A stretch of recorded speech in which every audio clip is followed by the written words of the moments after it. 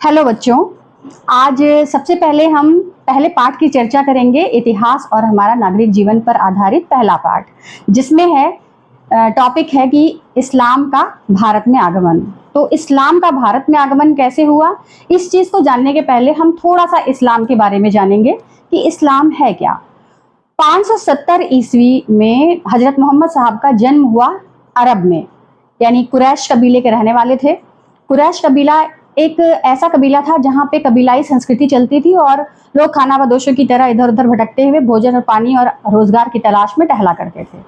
ऐसे स्थान पर मोहम्मद साहब का जब जन्म हुआ तो उस समय अराजकता का बहुत सारा राज्य फैला हुआ था। ऐसे समय में मोहम्मद साहब ने अपने साथ के लोगों को ये अनुभव कराया कि अल्लाह एक है, ईश्वर सत्ता एक है, जो हमें अच्छे कार्य करने के लिए प्रेरित करती है। इस्लाम का जन्म जब हुआ उस वक्त कबीलाई संस्कृति एकत्र होने लगी। एकत्र होते होते धीरे धीरे कबीलों में उनकी शिक्षाएं फैलती गईं। कुछ दिनों बाद यानी 622 ईस्वी में हजरत मोहम्मद साहब मदीना चले गए। उनकी ये जाने की घटना हिजरत कहलाती है और इसी समय से यानी 622 ईस्वी से ही हिजरी संवत का भी प्रारंभ हुआ था। इसके आगे हम जानेंगे कि जो इस्लाम का धर्म ग्रंथ है उसको हम कहते हैं कुरान। कुरान की रचना भी उसी समय हुई थी और उसमें इस्लाम धर्म की 5 शिक्षाओं के बारे में पता चलता है। इनकी शिक्षाएं थी कलमा, रोज़ा, नमाज, ज़कात और हज। कलमा जो होता है वो एक तरह की आयत होती है, उसको पढ़ना होता है। रोज़ा 1 माह तक लगातार व्रत रखा जाता है, जैसे हम सभी व्रत रहते हैं। ये एक सिंपल सा प्रोसेस होता है लेकिन 1 महीने तक चलता है। फिर नमाज प्रतिदिन 5 बार 5 घड़ियों में पढ़ी जाती है। ईश्वर की जैसे हम वंदना करते हैं वैसे ही इस्लाम धर्म में 5 बार ईश्वर की नमाज पढ़ी जाती है। फिर आता है ज़कात, यानी अपनी आय का कुछ हिस्सा दान में देना। फिर आता है हज, हज यानी मक्का की यात्रा करना। तो इन 5 शिक्षाओं को सब कुछ जो है बताते हुए इस्लाम धर्म में अनुयायी जुड़ने लगे और अनुयायियों के जुड़ने के बाद जब भारत में वो आए तो कैसे आए, आइए हम इस पर चर्चा करते हैं। जैसा कि आप देख रहे हैं, भारत में इस्लाम का प्रचार मोहम्मद बिन कासिम के द्वारा हुआ। जब मोहम्मद बिन कासिम 712 ईस्वी में भारत आया, उसने सिंध के राजा दाहिर पर आक्रमण किया और आक्रमण के बाद वो लूट कर चला गया, मतलब उसने शासन नहीं किया। हम ये चीज ध्यान रखेंगे कि आक्रमणकारियों का एक होना या करके बस जाना अलग है, जो बाद में हुआ। पहले क्या होता था, ये आते थे और लूट करके चले जाते थे। तो जब मोहम्मद बिन कासिम 712 ईस्वी में आया, सिंध के राजा दाहिर को परास्त किया, उसके बाद कैसे फैला इस्लाम, धीरे धीरे वहां उसके साथ आए हुए कुछ सैनिक, ईरानी जो शरण लेते थे, ईरान के लोग शरणार्थी थे, वे सब भी भारत में आकर के बसने लगे। हम देखेंगे कि 12वीं से 16वीं शताब्दी के बीच में बहुत से धर्म प्रचारक ऐसे हुए हैं, कबीर, नानक, रैदास और निजामुद्दीन औलिया। इन्होंने भारत में इस्लामिक संस्कृति को फैलाने का बहुत सारा योगदान है इनका। इन्होंने बहुत सारा प्रचार किया इस्लाम का और सभी लोगों का मूल भाव, सभी धर्मों का जो मूल भाव था वो एक ही था। वो ये था कि सभी धर्म एक ही ईश्वरीय शक्ति की ओर इंगित करते हैं कि हमें एक ही अल्लाह, ईश्वर, हमारा जो भी रब है वो सब कुछ एक ही है और उसी ईश्वरीय शक्ति के हम अधीन हैं। हमें अपना जीवन अच्छे से बिताना चाहिए। इस तरीके से धर्म से जुड़ी हुई बहुत सी बातें प्रचार प्रसार को लोगों तक पहुंचाया। लोगों ने इस्लाम को ग्रहण किया। इस तरीके से भारत में इस्लाम का प्रचार प्रसार होता रहा। आगे हम देखेंगे कि भारत में तुर्क आक्रमण, जब तुर्क आक्रमण होते हैं तो उसके दौरान भी बहुत सारे सैनिक आकर के बस जाते हैं, यहाँ की स्त्रियों से विवाह कर लेते हैं या उन्हें अपने साथ उठा ले जाते हैं। तो इस तरीके से भारत में भी बहुत लोगों ने इस्लाम धर्म को अपना लिया। अगला टॉपिक हम पहुंचेंगे कि उस समय की राजनीतिक स्थिति क्या थी। जिस समय तुर्कों का आक्रमण हो रहा था, भारत में, उत्तर भारत विशेषकर, बहुत ज्यादा टुकड़ों में बटा हुआ था। वहां बहुत सारे राजपूत राजवंश राज्य करते थे जो एक दूसरे को बिल्कुल पसंद नहीं करते थे। तो राजपूतों के कुछ राजपूत वंशों के नाम मैं आपको बताना चाहूंगी, जैसे पाल, प्रतिहार, गढ़वाल, सेन वंश, परमार वंश, चालुक्य वंश, सोलंकी वंश, चाहमान वंश। इस तरह से बहुत सारे वंश उत्तर भारत में सक्रिय थे। लेकिन इनके अंदर सबसे बड़ी कमी ये थी कि पहली बात तो ये आपस में ही लड़ते रहते थे, दूसरी बात एक दूसरे को पसंद नहीं करते थे, तीसरी बात राजपूतों में भोग विलासिता का बहुत ज्यादा बोलबाला था। उसमें चारणों को लेकर के लोग प्रसन्न रहा करते थे। चारण मतलब नौकर जो उनके वाहवाही में लगे रहते थे और उन्हें वास्तविक स्थिति से, जनता की वास्तविक स्थिति से परिचित नहीं करवाते थे। तो जो उनके दरबारी थे वो सिर्फ उनकी गुणगान करते थे और राजपूत इसी चीज में खुश रहते थे। जब हम देखते हैं कि मोहम्मद बिन कासिम भारत आता है तो एक बहुत अच्छी चीज होती है, एक विद्वान उसके साथ आता है जिसका नाम था अल-बरूनी, जिसने भारत की तत्कालीन स्थिति के विषय में अपनी किताब तहकीक-ए-हिंद में लिखा है। तहकीक-ए-हिंद में आपको भारत की सामाजिक, सांस्कृतिक, यहाँ तक कि दर्शन, ज्योतिष, संस्कृत आदि भाषाओं को जान करके अल-बरूनी ने अपनी किताब में लिखा था। और तहकीक-ए-हिंद भारत का तत्कालीन इतिहास बनाने में बहुत ही प्रभावी पुस्तक साबित हुई। इसके बाद हम आगे बढ़ते हैं कि भारत में मोहम्मद बिन कासिम के बाद दूसरा आक्रमणकारी कौन था। मोहम्मद बिन कासिम के बाद महमूद गजनवी 1001 से लेकर उसने 1027 तक लगातार भारत पर 17 बार आक्रमण किए। इस आक्रमण में उसका उद्देश्य यहाँ शासन करना नहीं था। इन आक्रमणों में उसका उद्देश्य भारत से धन संपदा को बड़ी मात्रा में लूट करके अपने मुल्क वापस ले जाना। अपने मुल्क अर्थात वो गजनी का रहने वाला था जो वर्तमान में सऊदी अरब में है।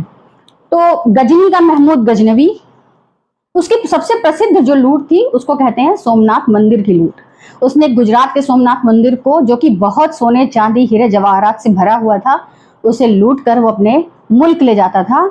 और कई बार उसने आक्रमण किए हैं, यानी कि 17 बार उसने आक्रमण किए हैं। आपसे कोई पूछे तो आप बता सकते हैं कि महमूद गजनवी ने भारत पर 17 बार आक्रमण किए और 1025 में उसने गुजरात के सोमनाथ मंदिर को लूटा था।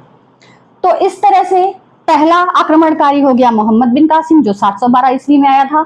दूसरा आक्रमणकारी हो गया महमूद गजनवी। अब आते हैं हम तीसरे आक्रमणकारी की तरफ। तीसरा आक्रमणकारी मोहम्मद गोरी था जो गोर प्रांत का रहने वाला था और इसने जो है सबसे पहले 1178 ईस्वी में गुजरात के राजा मूलराज द्वितीय से युद्ध किया और हार गया। आपको इस बात पर विशेष ध्यान देने की आवश्यकता है कि पहली बार जब मोहम्मद गोरी का युद्ध हुआ तो उसे भारत में पराजय का सामना करना पड़ा, लेकिन पराजय से वो डरने वाला नहीं था। मोहम्मद गोरी का उद्देश्य महमूद गजनवी और मोहम्मद बिन कासिम से थोड़ा अलग था। उसने अपने गुलामों को यहाँ अपने जीते हुए राज्यों में रखा था शासन करने के लिए। अभी आगे भी जब हम पढ़ेंगे तो आपको इसके विषय में भी बताएंगे, लेकिन फिलहाल हम मोहम्मद गोरी की बात कर रहे हैं। मोहम्मद गोरी ने सबसे पहला आक्रमण 1178 ईस्वी में गुजरात के मूलराज द्वितीय पर किया और वहां पराजित हुआ। फिर उसके बाद 1191 ईस्वी में तराइन का प्रथम युद्ध लड़ा गया, जो उसके और चालुक्य वंश के राजा कौन है? पृथ्वीराज चौहान। पृथ्वीराज चौहान का नाम तो आप सबने सुना होगा। पृथ्वीराज चौहान बहुत ही शक्तिशाली थे। अब आप सोचने वाले होंगे कि जब इतने शक्तिशाली थे तो कैसे मोहम्मद गोरी से हार गए। देखिए, इसके पीछे एक कहानी है। राजपूतों में एकता का अभाव था, ये तो आपको पता ही है। जब जयचंद्र को पता चला कि मूलराज द्वितीय के साथ मोहम्मद गोरी का युद्ध हुआ और गोरी परास्त होकर चला गया, तो उसने गोरी से कांटेक्ट किया अपने शत्रु पृथ्वीराज चौहान को नीचा दिखाने के लिए, उसे हराने के लिए, क्योंकि वो तो स्वयं उसको हरा नहीं पा रहा था। तो उसने यही किया कि बाहर से कोई आए और हमारे शत्रु को पराजित करके चला जाए। तो कहते हैं ना, घर का भेदी लंका ढाए, वही हुआ। उसने बहुत सारी पुरानी उसकी नसों को यानी पुरानी चीज़ों को शेयर किया गोरी से, और मोहम्मद गोरी ने पृथ्वीराज चौहान के साथ युद्ध तो कर लिया। पहले तो उसने 1191 में तराइन का प्रथम युद्ध लड़ा, जिसमें मोहम्मद गोरी बुरी तरह हार गया। लेकिन मोहम्मद गोरी हारने वालों में से था नहीं। उसने 1 वर्ष के भीतर पुनः अपनी सैन्य शक्ति दुगनी की और अपना मनोबल बढ़ाते हुए उसने पुनः तराइन के उसी मैदान में तराइन का द्वितीय युद्ध लड़ा। और जब तराइन का द्वितीय युद्ध हुआ तो इस युद्ध में पृथ्वीराज चौहान पहले युद्ध की जो विजय हुई थी उससे बहुत ज्यादा आश्वस्त हो गए थे। उन्हें लगा था कि अब तो ये चला गया, अब ये दोबारा नहीं आएगा, किंतु ऐसा नहीं हुआ। मोहम्मद गोरी दोबारा आया और 1192 में आप देख रहे हैं कि मोहम्मद घोरी जीता और कौन हारा? पृथ्वीराज चौहान हारे। पृथ्वीराज चौहान के भी एक बहुत ही अच्छे लेखक थे जो उनके मित्र भी थे, चंद्रबरदाई, जिनका नाम आपने सुना होगा। चंद्रबरदाई पृथ्वीराज रासो नाम की एक पुस्तक के लेखक रहे हैं और उन्होंने उसमें पृथ्वीराज चौहान की वीरता, उनके प्रशंसा की है कि वो बहुत ही दिग्गज राजा थे। लेकिन उन्होंने यह बात बताना जरूरी नहीं समझा कि उनकी हार के कारण क्या थे। तो उनकी हार के जो भी कारण थे वो आपको समझ में आ चुके हैं। पहली बात तो चंदावर के युद्ध में आप देखेंगे आगे कि वही जो था, कौन था? जयचंद्र। वही जयचंद्र उनसे हारेगा भी मोहम्मद गोरी से, जिसने कि उनको इनवाइट किया था। तो खैर किसी न किसी तरीके से पृथ्वीराज चौहान पराजित हुए और मोहम्मद गोरी की सत्ता दिल्ली से लेकर पूरा बिहार, बंगाल तक फैल गई। मोहम्मद गोरी ने अपने शासनकाल में, मतलब हालांकि उसकी मृत्यु बहुत जल्दी हो गई थी, 1206 ईस्वी में ही उसकी मृत्यु हो गई थी, लेकिन इन 14-15 सालों में उसने भारत से बहुत धन कमाया, भारत में बसा रहा, उसने शासन किया, अपने गुलामों को छोड़ दिया। जब पृथ्वीराज चौहान से उसकी हार हुई तो उसे लगा कि जयचंद्र को भी हराना चाहिए, मैं क्यों अपने जीते हुए हिस्से पर जयचंद्र को शासन करने दूं। और परिणाम स्वरूप 1194 ईस्वी में कन्नौज के राजा जयचंद से भी उसका युद्ध हुआ और उसने चंदावर के युद्ध में जयचंद को भी बुरी तरह परास्त कर दिया। तब शायद जयचंद की आंख खुली होगी कि काश मैंने पृथ्वीराज चौहान को हराने के लिए इसे आमंत्रित न किया होता। लेकिन तो जो होना था वो तो हो ही चुका है। तो बच्चों, आप देखते हैं कि हमारे तीनों आक्रमणकारी अलग अलग सोच के थे। पहला मोहम्मद बिन कासिम, दूसरा महमूद गजनवी और तीसरा है मोहम्मद गोरी। मोहम्मद गोरी की 1206 ईस्वी में मृत्यु हो जाती है। आप इसके बाद 1206 ईस्वी के बाद आपको गुलामों का वंश पढ़ना पड़ेगा। गुलाम राजवंश जो आते हैं वो किस तरीके से आते हैं और भारत की दिल्ली सल्तनत पर या किस जगह पर वो कैसे शासन करते हैं, ये मैं आपको अगले वीडियो में बताऊंगी। और सबसे पहले, जाने से पहले मैं आपको बताना चाहूंगी कि राजपूतों की हार का क्या मुख्य कारण था। राजपूतों की हार का मुख्य कारण था उनमें एकता न होना। यदि सारे राजपूत एक होकर के एक साथ एक ही युद्ध के मैदान में मोहम्मद गोरी को हराते तो शायद वो जीते हुए होते, ना कि टुकड़ों में बंट करके उन्होंने अपनी सैन्य शक्ति भी कम कर दी और अपने युद्ध से लड़ने का जो जज्बा था वो भी कमजोर कर दिया। दूसरी सबसे बड़ी कमी, तुर्कों के पास अच्छी नस्ल के घोड़े हुआ करते थे जो बहुत ही फुर्तीले थे, उनके सैनिक भी कुशल तीरंदाज थे और भारतीय जो सैनिक थे वो भोग विलास में डूबे रहते थे। एक विजय प्राप्त करने के बाद वे अपने राग रंग में, मदिरा में डूब जाते थे। वो कभी अपनी जो क्षमता है उसका परिमार्जन करने पर ध्यान नहीं देते थे और इसका कारण था वहां के राजा। जब राजा ही लापरवाह हो जाएगा तो सेना कितना ध्यान देगी।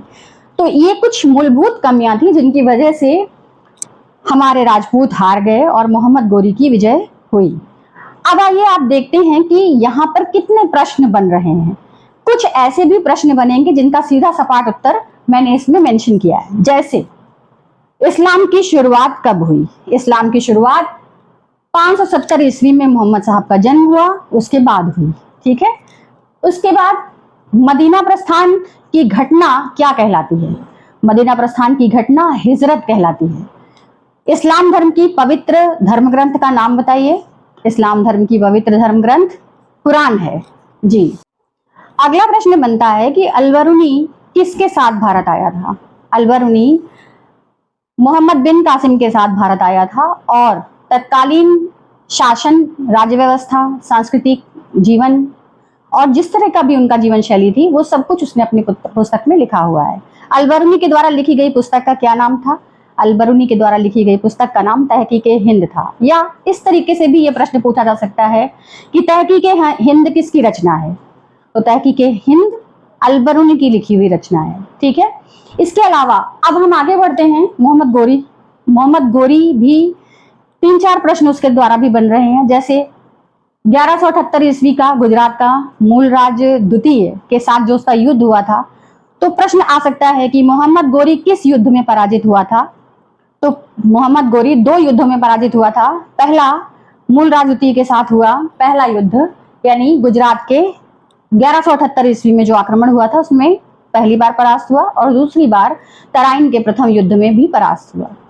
तराइन के द्वितीय युद्ध में कौन विजयी रहा, ये भी प्रश्न बनता है। तो तराइन के द्वितीय युद्ध में मोहम्मद गोरी विजयी रहा। पृथ्वीराज चौहान को परिभाषित करने वाली किताब का नाम क्या है? पृथ्वीराज चौहान के जीवन के बारे में जानकारी देने वाली रचना पृथ्वीराज रासो है। पृथ्वीराज रासो के लेखक कौन थे? पृथ्वीराज रासो के लेखक चंद्रबड़ दाई थे। तो इस तरह से काफी प्रश्न बन रहे हैं। तराइन का पहला युद्ध कब हुआ था? 1191 ईस्वी में। तराइन का दूसरा युद्ध कब हुआ था? 1192 ईस्वी में। ठीक है, इस तरह से फिर कन्नौज के चंदावर का युद्ध कब हुआ था? कन्नौज के राजा जयचंद के साथ 1194 ईस्वी में मोहम्मद गोरी का युद्ध हुआ था, जिसमें जयचंद भी बुरी तरह परास्त हुआ था। तो इस तरह से काफी सारे प्रश्न यहाँ पर बन गए हैं, और उम्मीद करती हूँ कि आपको पार्ट 1 के सभी टॉपिक और सभी प्रश्न उत्तर क्लियर हो गए होंगे। और इसी के साथ मैं मिलती हूँ आपसे अगले वीडियो में। तब तक के लिए बाय बाय।